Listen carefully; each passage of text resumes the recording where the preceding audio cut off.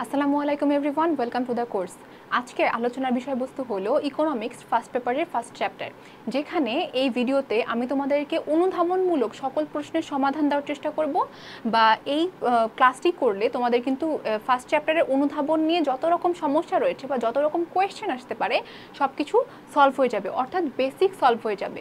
সুতরাং প্রথমত তোমাদের দেখে নিই যে এখান থেকে কি কি অনুধাবনমূলক কোয়েশ্চেন তোমাদের কিন্তু আসতে পারে, সেগুলো আমরা দেখে নিব এবং প্রত্যেকটা ধরে ধরে আমরা কিন্তু সলভ করে দিব। সুতরাং মনোযোগ দিয়ে খাতা কলম নিয়ে এই ক্লাসটি করতে বসে পড়ো। অবশ্যই খাতা কলম রাখবে, কেননা যখন যে যে যে লজিকগুলো আমি দিব বা যে যে ডেসক্রিপশন বা এলাবোরেশনগুলো আমি করব সেগুলো কিন্তু অবশ্যই খাতায় লিখে রাখার চেষ্টা করবে।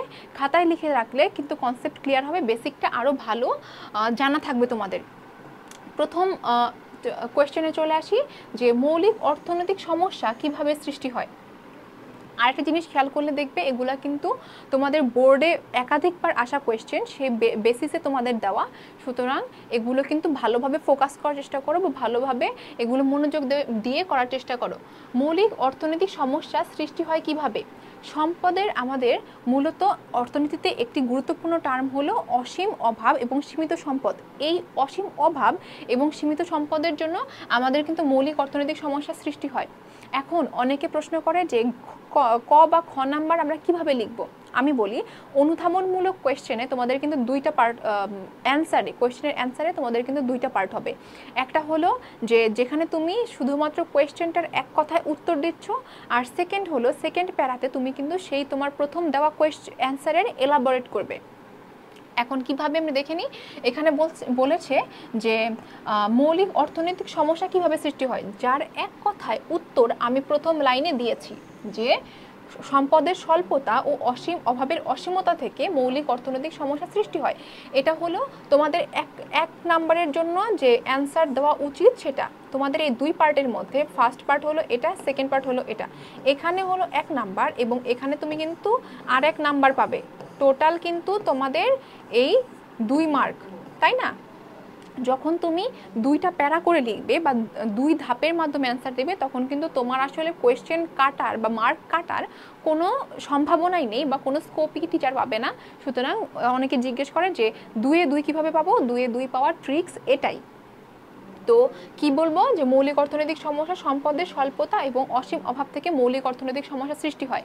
তারপর আমরা এলাবোরেট করব যে অর্থনীতিতে বলা হয়ে থাকে অসীম অভাব এবং সম্পদ সীমিত। এই সীমিত সম্পদ দিয়ে আমরা কিন্তু সবসময় কি করতে চাই, আমাদের অভাবটা পূরণ করতে চাই, কিন্তু সবসময় না, ম্যাক্সিমাম টাইমে এই অসীম অভাব কিন্তু পূরণ করা সম্ভব হয় না, যার ফলে আমাদের সমস্যাগুলো সৃষ্টি হয় বা মৌলিক অর্থনৈতিক সমস্যা সৃষ্টি হয়। মৌলিক অর্থনৈতিক সমস্যা 3টি, আমরা সবাই জানি কি উৎপাদন করা হবে, কিভাবে উৎপাদন করা হবে এবং কার জন্য উৎপাদন করা হবে। এটা যদি আমরা সিম্পলি বলে দিই একদম নর্মাল ওয়ার্ডে, যেভাবে বুঝেছো বা যেভাবে তোমরা তোমাদের মাথায় নিতে পেরেছো বা যেভাবে মেমোরাইজ করতে পারবে, সেই ভাষাতেই যদি বলে দাও, তাহলে কিন্তু তোমাদের 2 মার্ক চলে আসলো। আরেকটা হলো কনসেপ্ট ক্লিয়ার রাখা। কনসেপ্ট ক্লিয়ার রাখলে তুমি কিন্তু যে কোনো ওয়ার্ডের মাধ্যমে এটা বুঝাতে পারবে, কিন্তু তোমরা যদি সিম্পলি মুখস্থ করে যাও, সেটা কিন্তু তোমাদের মাথায় থাকবে না বা ভুলে গেলে তুমি কিন্তু নিজে বানিয়ে লিখতে পারবে না। সুতরাং এই যে আমাদের কোর্সের মেইন উদ্দেশ্য হলো তোমাদের কনসেপ্টগুলো বা বেসিকগুলো ক্লিয়ার করা, যাতে তোমরা তোমাদের নিজের মন মতো ওয়ার্ডের সাহায্যে এগুলো লিখতে পারো বা অ্যান্সার করতে পারো। সেকেন্ড কোয়েশ্চেনে চলে যাই। সেকেন্ড কোয়েশ্চেন হলো মিশ্র অর্থব্যবস্থার মূল্য কিভাবে নির্ধারিত হয়। মিশ্র অর্থব্যবস্থায় মূল্য মূলত স্বয়ংক্রিয় দাম ব্যবস্থার বাজার মূল্য দ্বারা নির্ধারিত হয়। স্বয়ংক্রিয় দাম ব্যবস্থা, এখন আমরা জানবো স্বয়ংক্রিয় দাম ব্যবস্থা মূলত কি। এখানে চাহিদা এবং যোগানের ঘাত প্রতিঘাতের ভিত্তিতে যে দাম ব্যবস্থা নির্ধারিত হয় বা যে দাম নির্ধারিত হয় তাকে কিন্তু স্বয়ংক্রিয় দাম ব্যবস্থা বলে। সুতরাং প্রথমত আমরা বলে দিব মিশ্র অর্থব্যবস্থার মূল্য কিভাবে নির্ধারিত হয়। এটা একটা কোয়েশ্চেন করেছে না, সিম্পল একটা 1 মার্কের কোয়েশ্চেনের মতো, কিন্তু কোয়েশ্চেনটা করেছে 2 মার্কের জন্য। সুতরাং এই 1 মার্কের কোয়েশ্চেনের অ্যান্সার আমি প্রথমে দিব যে মিশ্র অর্থব্যবস্থার দাম সাধারণত স্বয়ংক্রিয় দাম ব্যবস্থার মাধ্যমে নির্ধারিত হয়। এটা হলো আমাদের ফার্স্ট অ্যান্সার। সেকেন্ড অ্যান্সারটা শুরু হবে এই যে এখান থেকে।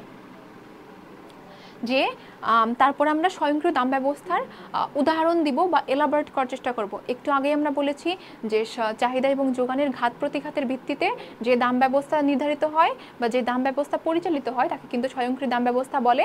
এখানে মূলত চাহিদা এবং যোগান দুইটা ফ্যাক্টর থাকবে, যে দুইটা ফ্যাক্টরের মাধ্যমে তোমার দাম নির্ধারিত হবে। সুতরাং বলতে পারি যে মিশ্র অর্থ ব্যবস্থার মূল্য নির্ধারিত হয় স্বয়ংক্রিয় দাম ব্যবস্থার মাধ্যমে। তবে এক্ষেত্রে কিন্তু মুদ্রাস্ফীতি বা মুদ্রা সংকোচনের সময় সরকারি হস্তক্ষেপ পরিলক্ষিত হয়। যখন আমাদের মুদ্রাস্ফীতি হবে বা মুদ্রা সংকোচন হবে তখন কিন্তু সরকারি একটা হস্তক্ষেপ দেখতে পারবো। এইটুক বলে দিলেই তোমাদের কিন্তু 2 নাম্বারের একটা অ্যান্সার হয়ে যাবে। আবারও বলছি যে প্রথমে 1 নাম্বারের জন্য একদম 1 লাইনের মধ্যে একটা কোয়েশ্চেনের অ্যান্সার দেওয়ার চেষ্টা করবে। সেকেন্ড, সেই 1 নাম্বার লাইনটাকে বা প্রথম লাইনটাকে তোমরা সিম্পলি এলাবোরেট করবে। শেষ, তোমাদের এইটুকুই কিন্তু শেষ। এইটা কিন্তু খুবই একটা ইম্পর্টেন্ট টিপস, যেটা অনেকেই জানে না বা অনেকেরই এটা মাথায় থাকে না। তোমরা যদি এটা ফলো করো তাহলে কিন্তু খতে 2 মার্ক একদম নিশ্চিত। তারপর আসবে অর্থনীতিতে। পরের কোয়েশ্চেন হলো অর্থনীতিতে সব অভাব একসাথে পূরণ করা কেন হয় না। প্রথম যে আমরা কোয়েশ্চেনটা করলাম না, সেই কোয়েশ্চেনের অ্যান্সারটা যে দিয়েছিলাম এটা কিন্তু সেম। আরেকটা জিনিস দেখবে যে অর্থনীতিতে ঘুরে ফিরে ফার্স্ট চ্যাপ্টার থেকে কিন্তু একটা কোয়েশ্চেনই, যে অসীম অভাব এবং সম্পদ সীমিত, এই দুইটা টার্মই একটা কোয়েশ্চেনের মাধ্যমে হাজারভাবে দেওয়ার চেষ্টা করে। সুতরাং তোমরা কিন্তু দেখবে যে কোন কোয়েশ্চেনের অ্যান্সার কিভাবে হবে সেই অনুযায়ী এই এক টার্ম দিয়ে দিতে পারবে বা দেওয়া তোমাদের জন্য সুবিধা হবে। দেখো আগের কোয়েশ্চেনটা যেমন করেছিলাম, এই কোয়েশ্চেনটাও সেম। অর্থনীতিতে সব অভাব একসাথে পূরণ করা হয় না কেন? আমরা জানি সম্পদ অসীমিত কিন্তু অভাব অসীম। সম্পদ সীমিত হলে কিভাবে আমরা অসীম অভাব পূরণ করব? 1 লাইনে বলে দিই যে অভাবের তুলনায় সম্পদ সীমিত হওয়ার কারণে সব অভাব একসাথে পূরণ করা যায় না। 1 নাম্বারের জন্য কোয়েশ্চেন অ্যান্সার যে করলা সেটা শেষ। এবং তারপর আমরা এটা এলাবোরেট করব যে প্রথম থেকেই দেখা যায় যে সৃষ্টির আদিকাল থেকেই দেখা যায় যে অসীম অভাব রয়েছে কিন্তু সম্পদ সীমিত রয়েছে। এই সীমিত সম্পদ দিয়ে আমরা সবসময় কিন্তু যা মন চাই বা যা খুশি আমরা করতে পারি না। সুতরাং দেখা যায় যে আমাদের যে অভাবগুলো রয়েছে, যেমন আমরা যদি উদাহরণও দিতে পারি, কিন্তু যদি আমরা উদাহরণ দিই যে একটা সময় যদি আমাদের 2টা জিনিস খাওয়ার বা ভোগ করার ইচ্ছা হয় কিন্তু আমরা কেন করতে পারি না? আমাদের কিন্তু সম্পদ সীমিত, বা আমার কাছে হয়তো 100 টাকা রয়েছে, এই 100 টাকা দিয়ে আমি কিন্তু 2টা জিনিস হয়তো যেটার দামই 100 টাকা, ওই 100 টাকা দিয়ে 2টা জিনিস 100 টাকা মূল্যের 2টা জিনিস ক্রয় করতে পারবো না। তখন কিন্তু আমাকে একটাকে স্যাক্রিফাইস করতে হবে। সেই জন্য সেই রিসোর্স লিমিটেশনের জন্য আমরা কিন্তু অসীম অভাব বা আমাদের নিডস স্যাটিসফাই করতে পারি না বা আমাদের নিডস ফুলফিল করতে পারি না। তারপরে নেক্সট কোয়েশ্চেনে চলে যাই। নেক্সট কোয়েশ্চেন হলো সুযোগ ব্যয় বলতে কি বোঝো? খুবই ইম্পর্ট্যান্ট একটা কোয়েশ্চেন। সুযোগ ব্যয় বলতে কি বোঝো? সুযোগ ব্যয় বলতে কি বোঝো এটার কোয়েশ্চেনের অ্যান্সার কি হবে বলো তো? তোমরা বলো। এটার কোয়েশ্চেনের অ্যান্সার কিন্তু প্রথমে হবে যে সুযোগ ব্যয় কি বা সুযোগ ব্যয় আসলে ডেফিনেশনটা কি। একটি দ্রব্যের অতিরিক্ত উৎপাদনের জন্য অপর দ্রব্যের উৎপাদন যতটুকু ছেড়ে দিতে হয় তাকে মূলত সুযোগ ব্যয় বলে। আবারও বলছি, একটি দ্রব্যের অতিরিক্ত উৎপাদনের জন্য অপর দ্রব্যের উৎপাদন যতটুকু ছেড়ে দিতে হয় বা যতটুকু স্যাক্রিফাইস করতে হয় তাকে কিন্তু আমরা সুযোগ ব্যয় বলে থাকি। তারপর এখন আমরা সেকেন্ড পার্টে কি করব? সেকেন্ড পার্টে কিন্তু সেই অ্যান্সারটার বা ফার্স্ট অ্যান্সারটার আমরা এলাবোরেশন করব। এলাবোরেট করে আমরা কি বলি যে আমরা এখন একটা এক্সাম্পল দিতে পারি বা নর্মালি এলাবোরেট করতে পারি যে আমাদের মূলত সম্পদের সীমিত কিন্তু অভাব অসীম, যার কারণে আমরা একই সময় 2টা দ্রব্য সেই সীমিত সম্পদ দিয়ে তৈরি করতে পারি না। আরেকটা কথা বলেছিলাম না যে সব কথার মধ্যেই সীমিত সম্পদ আর অসীম অভাব আসবে? দেখেছো, সুযোগ ব্যয়ের কনসেপ্টের মধ্যেও কিন্তু সীমিত সম্পদ আর অসীম অভাবের কনসেপ্টটা রয়েছে, যার ফলে আমরা কি করতে পারি না, একই সময় একাধিক পণ্য উৎপাদন করতে পারি না। একটি পণ্য উৎপাদন করতে হলে, অতিরিক্ত উৎপাদন করতে হলে, যেটার আমাদের চাহিদা রয়েছে বা আমাদের নিডস বেশি রয়েছে, সেই উৎপাদন করতে হলে আরেকটি দ্রব্যের উৎপাদন কিন্তু ছেড়ে দিতে হয়। 10% হলেও ছেড়ে দিতে হয়, 20% হলেও ছেড়ে দিতে হয়। যদি একটা দ্রব্যের উৎপাদন আমরা 10% বেশি করতে চাই, অপর দ্রব্যের উৎপাদন কিন্তু 10% কম করতে হবে বা ছেড়ে দিতে হবে। এই ছেড়ে দেওয়ার মানটাকে কি বলা হয়? এই ছেড়ে দেওয়ার মানটাকে কিন্তু সুযোগ ব্যয় বলা হয়। এক্সাম্পল হিসেবে এখানে দেওয়া রয়েছে পাট এবং ধান ধানের চাষ রয়েছে। আরেকটা এক্সাম্পল আমরা বলতে পারি, যেমন আইসক্রিম খাওয়া বা বিস্কিট খাওয়া বা আইসক্রিম খাওয়া বা চকলেট খাওয়ার একটা উদাহরণ দিতে পারি, যে আমার একটা সময় হয়তো চকলেট আইসক্রিম দুটোই খেতে ইচ্ছে করছে, কিন্তু আমার কাছে টাকা নেই, সুতরাং আমি একটা আইসক্রিম বেশি খাওয়ার জন্য একটা চকলেট ছেড়ে দিব বা খাওয়া স্যাক্রিফাইস করব। সেই স্যাক্রিফাইস করার পরিমাণটাকে, অর্থাৎ সেই চকলেট ছেড়ে দেওয়ার পরিমাণটাকেই কি বলবো, আমরা কিন্তু সুযোগ ব্যয় বলবো। যেই সুযোগটা আমরা ব্যয় করে ফেলেছি অলরেডি, সেটাকেই আমরা সুযোগ ব্যয় বলবো। তারপরে রয়েছে অর্থনীতিতে সব অভাব পূরণ করা হয় না কেন, এটাও কিন্তু আরেকবার রিপিট হয়েছে অনেক বোর্ডে, সুতরাং এটা কিন্তু তোমরা দেখে নিবে। এইটা আরেকটা হলো ব্যষ্টিক অর্থনীতি ও সামষ্টিক অর্থনীতি একে অপরের পরিপূরক, বা ব্যষ্টিক অর্থনীতি ও সামষ্টিক অর্থনীতিকে পরস্পর পরিপূরক বলা হয়, ব্যাখ্যা করো। আরেকটা ইম্পর্টেন্ট টার্ম অর্থনীতির ক্ষেত্রে, সেটা হলো যে ব্যষ্টিক অর্থনীতি কি এবং সামষ্টিক অর্থনীতি কি। এখন আমরা ব্যষ্টিক অর্থনীতি এবং সামষ্টিক অর্থনীতির সংজ্ঞাটা কিন্তু দিব না, এটা যে পরিপূরক, কেন এটা পরিপূরক সেটা আমরা ব্যাখ্যা করব, যেটা প্রথম টপিকের মধ্যে, যে আলাদাভাবে পৃথক করা যায় না বা এটার কোনো ডিফারেন্সিয়েট করা যায় না। ডিফারেন্সিয়েট অবশ্যই করা যায়, কিন্তু ব্যষ্টিক অর্থনীতি থেকে সামষ্টিক অর্থনীতি একদম টেনে বের করা যায় না, যেটাকে আমরা বলবো যে ব্যষ্টিক অর্থনীতি থেকে সামষ্টিক অর্থনীতি একদম টোটালি পৃথক করা যায় না বা ভিন্নতা দেখানো যায় না বলে কিন্তু এটাকে একে অপরের পরিপূরক বলা হয়। এখন সেকেন্ডে এসে আমরা কিন্তু সংজ্ঞাটা দিতে পারি যে ব্যষ্টিক অর্থনীতি কাকে বলে, সামষ্টিক অর্থনীতি কাকে বলে। অর্থনীতির যে শাখায় সামষ্টিক অর্থনীতির সংজ্ঞাটা দিচ্ছি আমরা, যে শাখায় হলো প্রতিটিকে এককের মানে সামগ্রিকভাবে ব্যাখ্যা করা হয় তাকে সামষ্টিক অর্থনীতি, আর ব্যষ্টিক অর্থনীতি হলো যে মানে প্রতিটি এককের আচরণ এবং কার্যকলাপ যখন ভেঙে ভেঙে বা আলাদা আলাদা করে বর্ণনা করা হয় তখন কিন্তু তাকে ব্যষ্টিক অর্থনীতি বলে। যেহেতু ব্যষ্টিক অর্থনীতির সামষ্টিক অর্থনীতির মধ্যেই ব্যষ্টিক অর্থনীতি ইনক্লুডেড, তাই কিন্তু এই দুইটাকে আলাদা করা যায় না বা আলাদা করে মানে বিভক্ত করা যায় না, সেজন্য একে অপরের পরিপূরক বা পরস্পর পরিপূরক এটা বলা হয়ে থাকে।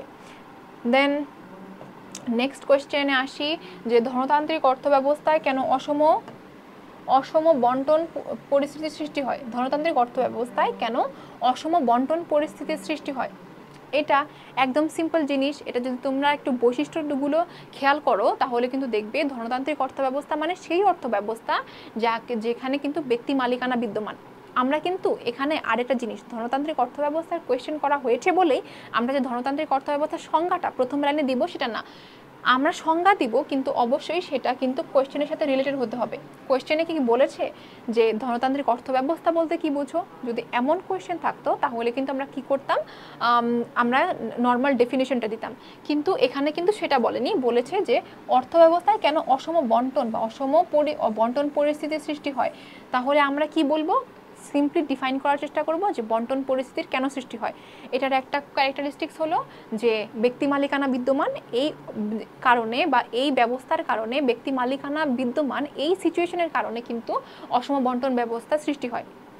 তারপর কিন্তু আমরা ডেফিনেশন দিতেই পারি যে যে অর্থব্যবস্থায় ব্যক্তি মালিকানা বিদ্যমান সেই অর্থব্যবস্থাকে ধনতান্ত্রিক অর্থব্যবস্থা বলা হয়ে থাকে, যেহেতু এখানে ব্যক্তিগত নিয়ন্ত্রণে বা ব্যক্তিগত উদ্যোগে প্রোডাকশন পরিচালিত হয়, ভোগ বন্টন পরিচালিত হয়, সুতরাং এখানে মেইন উদ্দেশ্য থাকে যে প্রফিট ম্যাক্সিমাইজ করতে হবে বা প্রফিট ভোগ করতে হবে বা উৎপাদন করতে হবে, প্রফিট ক্রিয়েট করতে হবে।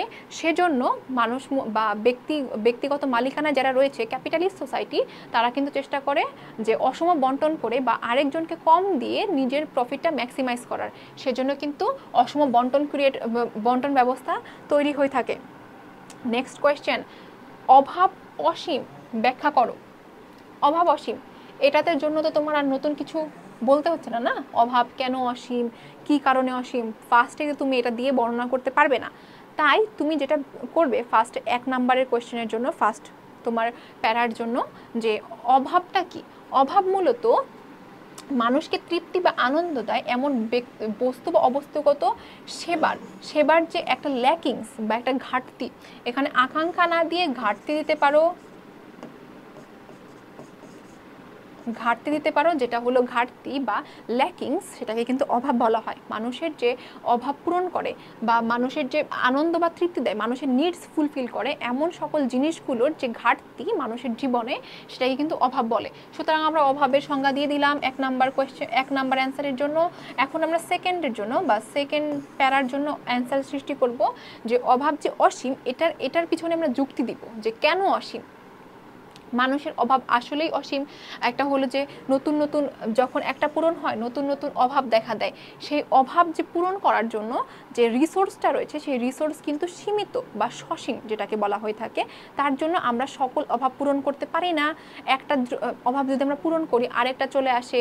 মানুষের ঘাটতির কোনো শেষ নেই, মানুষের চাওয়া পাওয়ার কোনো শেষ নেই, মানুষের নিডসের কোনো শেষ নেই, যার কারণে অভাবেরও কিন্তু কোনো শেষ নেই। তোমার যদি এখন তোমার কাছে মনে করো 10 টাকা রয়েছে, তোমার কাছে এখন অভাব রয়েছে, যখন তোমার 1 কোটি টাকা থাকবে 1 কোটি টাকার মাঝখানেও কিন্তু তোমার অভাব হবে। এখন বলতে পারো কিভাবে হবে? এখন তোমার হয়তো একটা নিডস, একটা পেন্সিল, একটা কলম, একটা জামা কাপড়ের অথবা 3 বেলা খাবারের, কিন্তু যখন তোমার কাছে 1 কোটি টাকা থাকবে তখন তোমার কিন্তু মাথায় লাক্সারির চিন্তা ভাবনা চলে আসবে। আমি একটা 3 বেলা খাবারের বদলে 3 বেলা রেস্টুরেন্টে খাবো, 5 স্টার হোটেলে খাবো, বা আমি একটা জামার বদলে 10টা জামা নিব। অভাবও কিন্তু সময়ের সাথে সাথে চেঞ্জ হয়, বা তোমার কন্ডিশনের সাথে, তোমার যে সোশ্যাল কন্ডিশন বা তোমার টাকা পয়সার সাথে সাথে কিন্তু অভাবের কনসেপ্টটাও চেঞ্জ হয়, যার কারণে অভাবকে মূলত অসীম বলা হয়। নেক্সট কোয়েশ্চেন আসলে অর্থনীতিতে সব অভাব একসাথে পূরণ করা সম্ভব হয় না কেন? এটা আগেও একটু মনে করে দেখো, আগেও কিন্তু এটা দেখানো হয়েছে যে সীমিত সম্পদের জন্য অভাব অসীম, যার কারণে একসঙ্গে অনেক অভাব পূরণ করা সম্ভব নয়। এটা কিন্তু সিম্পলি ডিফাইন করে দিলেই হবে যে তোমার সেই মেইন এক কথা যে অভাব অসীম, সম্পদ সীমিত, যার কারণে পূরণ করা সম্ভব হয় না, এটা দিয়ে এলাবোরেট করতে পারবে। তোমাদের কিন্তু আগের কোয়েশ্চেনে আমরা এলাবোরেট করে দিয়েছি। ধনতান্ত্রিক অর্থ ব্যবস্থায় শ্রেণী বৈষম্য সৃষ্টি হয় কেন? এটাও আগে তোমাদেরকে ডিফাইন করে দেওয়া হয়েছে যে ধনতান্ত্রিক অর্থ ব্যবস্থায় সিম্পলি কেন সৃষ্টি হয়, যেখানে ব্যক্তি মালিকানা বিদ্যমান, যার কারণে শোষণ হয়, শোষণের টেন্ডেন্সি থাকে বেশি, মুনাফা অর্জনের টেন্ডেন্সি থাকে বেশি, প্রতিযোগিতা অসীম, যার কারণে কিন্তু শ্রেণী বৈষম্য সৃষ্টি হয়। অর্থাৎ সম্পদের বন্টনটা সুষম হয় না, বা মানুষ যেহেতু বা প্রোডাকশন হাউসগুলো বা শিল্পগুলো যেহেতু ব্যক্তি মালিকানায় পরিচালিত হয়, সেখানে উদ্দেশ্য থাকে যে প্রফিটটা ম্যাক্সিমাইজ করার, বা কোন উপায় অবলম্বন করলে, অর্থাৎ কিভাবে লেবার এক্সপ্লয়টেশন করে বা অন্য কোনো উপায়ে সাপ্রেস করে অপ্রেস করে তোমাদেরকে প্রফিট ম্যাক্সিমাইজ করতে পারবে, সেই দিকে কনসেন্ট্রেশন থাকে, যার কারণে শ্রেণী বৈষম্য বা বিভিন্ন শ্রেণী বৈষম্য ক্রিয়েট হয়। এখানে মূলত first class, second class, third class শ্রেণী তৈরি হয়ে যায়, অর্থাৎ মধ্যবিত্ত, নিম্নবিত্ত এবং উচ্চবিত্ত, যাদের মাঝখানে মূলত সম্পদের অসম বন্টন দেখা যায়। নেক্সট কোয়েশ্চেন, নির্দেশমূলক ও অর্থব্যবস্থা ও ধনতান্ত্রিক অর্থব্যবস্থার মধ্যে দুটি পার্থক্য। প্রথমত তোমরা কিন্তু এখানে নির্দেশমূলক এবং কি অবস্থা রয়েছে, ধনতান্ত্রিক অর্থাৎ সমাজতান্ত্রিক এবং ধনতান্ত্রিক অর্থব্যবস্থার সংজ্ঞা দিতে পারো সিম্পলি।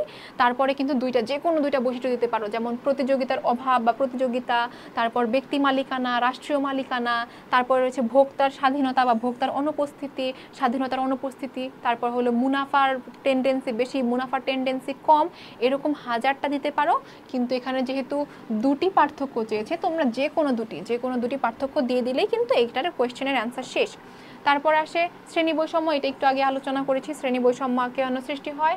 আর এটা হলো ধনতান্ত্রিক অর্থব্যবস্থা, দাম কিভাবে নির্ধারিত হয়। দাম মূলত স্বয়ংক্রিয় দাম ব্যবস্থার মাধ্যমে, অর্থাৎ চাহিদা এবং যোগানের ঘাত প্রতিঘাতের ভিত্তিতে যে দাম ব্যবস্থা নির্ধারিত হয়, সেটা হলো ধনতান্ত্রিক অর্থ ব্যবস্থায়। তারপরে আমরা বলবো যে স্বয়ংক্রিয় দাম ব্যবস্থা মূলত কোনটা, সেটার আমরা প্রথমে আমরা 1 নম্বরের জন্য দিব যে কোন ব্যবস্থায়।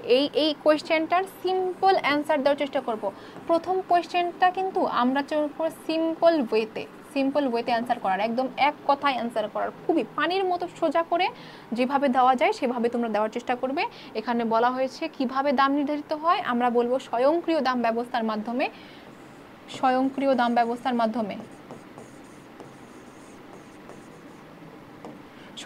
ব্যবস্থার মাধ্যমে তারপরে আমরা এলাবোরেট করব স্বয়ংক্রিয় দাম ব্যবস্থাটা কোনটা আর সেটার মাধ্যমে কিভাবে। স্বয়ংক্রিয় দাম ব্যবস্থা হলো চাহিদা এবং যোগানের ঘাত প্রতিঘাতের ভিত্তিতে দাম নির্ধারিত হওয়া।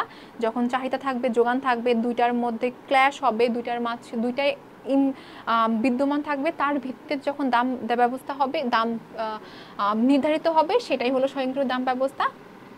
এখানে মূলত যোগান কম হলে দ্রব্যের দাম বাড়ে, চাহিদা কম হলে দ্রব্যের দামের ক্ষেত্রে প্রভাব হয়। এটা কিন্তু বলে তোমরা এই কোয়েশ্চেনের অ্যান্সারটা করতে পারো। তারপর হলো উৎপাদন সম্ভাবনা রেখা বলতে কি বোঝো। এখানে আমরা উৎপাদন সম্ভাবনা রেখা বলবো, তারপর ডিফাইন করব। উৎপাদন সম্ভাবনা রেখা হলো যে রেখার প্রতিটি বিন্দুতে দুইটি দ্রব্যের উৎপাদনের সংমিশ্রণ নির্দেশ করা হয় তাকে মূলত উৎপাদন সম্ভাবনা রেখা বলা হয়ে থাকে। তারপর আমরা এলাবোরেট করব, মূলত উৎপাদন সম্ভাবনা রেখাতে যে কোনো দুইটি দ্রব্যের উৎপাদনের সংমিশ্রণ নির্দেশ করা হয়, যেখানে একটি দ্রব্যের উৎপাদন কতটুকু বাড়ালে আরেকটি দ্রব্যের উৎপাদন কমে যাবে, বা একটি দ্রব্যের উৎপাদন কতটুকু হলে আরেকটি দ্রব্যের উৎপাদন কি পরিমাণ বাড়বে বা কমবে বা সেম থাকবে কখন, এটা আমরা ডিফাইন করব উৎপাদন সম্ভাবনা রেখার মাধ্যমে। যেহেতু আমাদের সম্পদ অসীম, সম্পদ সীমিত এবং অভাব অসীম, তার কারণে আমাদের দুইটি দ্রব্য, আমরা সকল দ্রব্য একসাথে উৎপাদন করতে পারি না, আমাদের সমন্বয় সাধন করতে হয়, যার কারণে কিন্তু উৎপাদন সম্ভাবনা রেখার কনসেপ্টটা এসেছে, বা প্রোডাকশন পসিবিলিটি কার্ভের কনসেপ্টটা তৈরি হয়েছে। তো এই ছিল আমাদের একদম টোটাল ওভারঅল অনুধাবনমূলক কোয়েশ্চেন, যেখান থেকে তোমাদের এটার উদ্দেশ্য ছিল বেসিক ক্লিয়ার করার। এইখান থেকে কিন্তু তোমরা যদি ক্লাসটা মনোযোগ দিয়ে করো, নোট করো, তাহলে কিন্তু আমি তোমাদের ইনসিস্ট করব এই ক্লাসটা, প্রত্যেক ক্লাস করার পরে নোট করলে তোমাদের কিন্তু একদম বেসিক ক্লিয়ার হয়ে যাবে। আশা করি তোমাদের ফার্স্ট পেপারের ফার্স্ট চ্যাপ্টার থেকে অনুধাবনমূলক সকল সমস্যার সমাধান তোমরা পেয়েছো, বা সকল বেসিক ক্লিয়ার তোমাদের কনসেপ্ট ক্লিয়ার হয়েছে। তো আজকের ক্লাসে এই পর্যন্তই, ধন্যবাদ।